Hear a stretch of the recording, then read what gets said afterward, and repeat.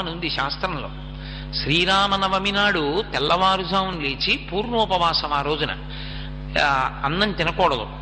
దేవాలయాల ముందు నిలబడి భజన చేసి ఆ రోజు మధ్యాహ్నం అందరూ కలిసి సీతారామచంద్ర ప్రభువు యొక్క పూజ చేసి సాయంకాలం దేవాలయంలో కాస్త సంస్కృత భాషా పరిచయం ఉన్నటువంటి వ్యక్తి శ్రీరామాయణంలోంచి మకుటధారణ సర్గ చదువుతారంటే రామచంద్రమూర్తికి కిరీటం పెట్టిన ఘట్టం ఉంది, ఆ ఘట్టాన్ని చదువుతారు.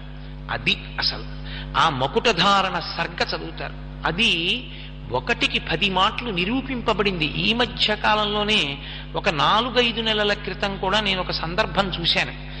చాలా పెద్ద కష్టంలోకి వెళ్ళిపోయిన వ్యక్తి మకుటధారణ సర్గ పారాయణ చేసిన 3 రోజుల్లో బయటకు వచ్చేసాడంటే కష్టం నుంచి బయటపడిపోయాడు. మకుటధారణ సర్గ అంత గొప్పది. అందుకే మిగిలిన పట్టాభిషేకాలకంత